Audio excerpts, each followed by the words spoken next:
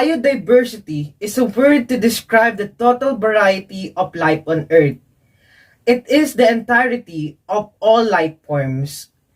Biodiversity is significantly essential.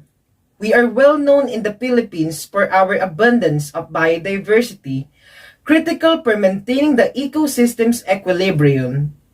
It encompasses thousands of habitats and millions of species, including us humans. The advancement of technology and knowledge worldwide is a constant reminder that thriving biodiversity equates to a higher possibility of survival.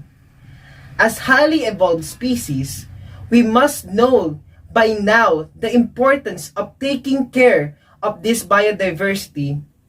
But are we doing our duties to the world and each other?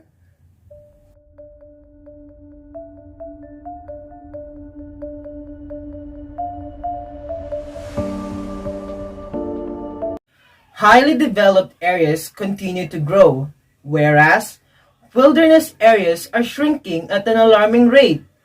We have invaded the natural habitats of several wild animals, intending to boost the number of bill-paying firms on our payroll. The once blue and gorgeous oceans are now tainted by the color of human waste. Beautiful exotic species that once roamed the earth unhindered are currently on the brink of extinction due to habitat loss.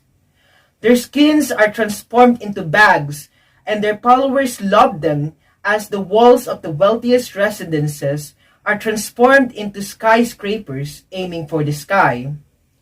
All of this is done in the name of advancement, development, and progressing forward.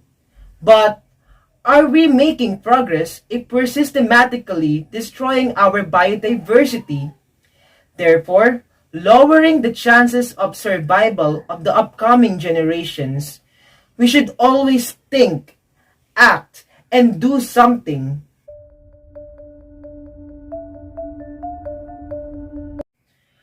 There are ways to reduce waste. For example, plastic waste is ubiquitous in bodies of water and almost everywhere else. It will continue to harm our environment until they decay entirely.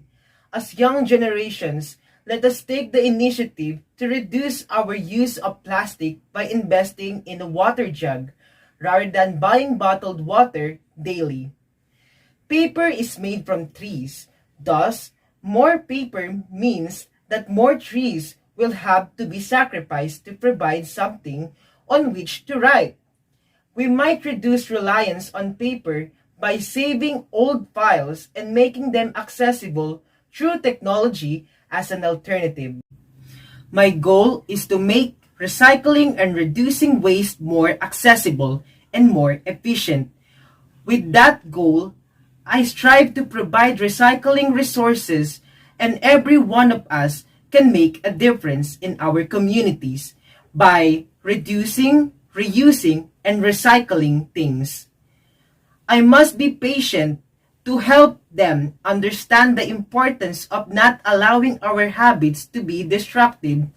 I must make them know what would happen if we do not take action right now. Someday, we will all have days throughout the environment.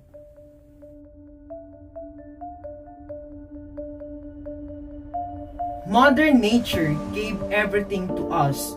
Everything has to offer. However, all we accomplished was to discard and destroy our biodiversity. At some point, we'll all be swimming in our ways if we don't stop. Or if we don't want to lose our ways, we will continue living in our ways and breathing in our ways until we stop. We should be minimizing the number of ways in which we can assist. The planet is dying, and if we continue on our current path, we will perish with it. We must protect biodiversity because in doing so, we contribute to the preservation of our home, our world, and our earth, and we assist in making it a more pleasant place to live in. So let us make a conscious effort and awareness to improve. One tiny action from each one of us will go a long way towards achieving our goals. What you do makes a difference, and you have to decide what kind of difference you want to make. Like Mahatma Gandhi always said, be the change you wish to see in the world.